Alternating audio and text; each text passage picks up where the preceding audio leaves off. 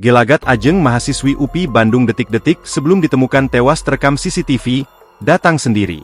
Terungkap rekaman CCTV detik-detik Ajeng Mahromatus Sadiah mahasiswi Prodi Pendidikan Masyarakat, Universitas Pendidikan Indonesia, UPI, Bandung sebelum tewas di gedung gimnasium. Ajeng ditemukan tewas dengan keadaan telungkup dengan kepala bercucuran darah, serta kepala tertutup kerudung.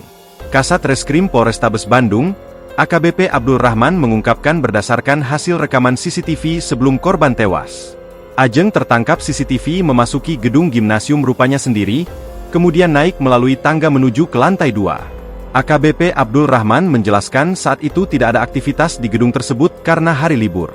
Sekitar pukul 12.30 WIB, terlihat mahasiswi UPI semester 7 itu tiba-tiba terjatuh. AKBP Abdul Rahman belum mengetahui alasan Ajeng mendatangi gedung tersebut saat hari libur dan tidak ada aktivitas di kampus. Meski begitu, ia belum bisa memastikan penyebab Ajeng terjatuh.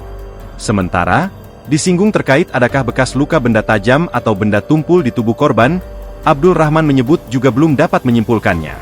Sementara hasil inafis kami, belum bisa disimpulkan, apakah ada benturan, apakah benda tumpul, apakah benda tajam.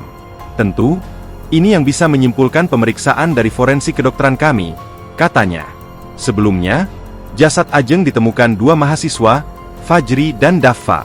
Saat itu, Fajri dan Daffa tengah membuat tugas video basket di gedung gimnasium UPI, Kamis, 26 Desember 2024 pukul 15 waktu Indonesia Barat.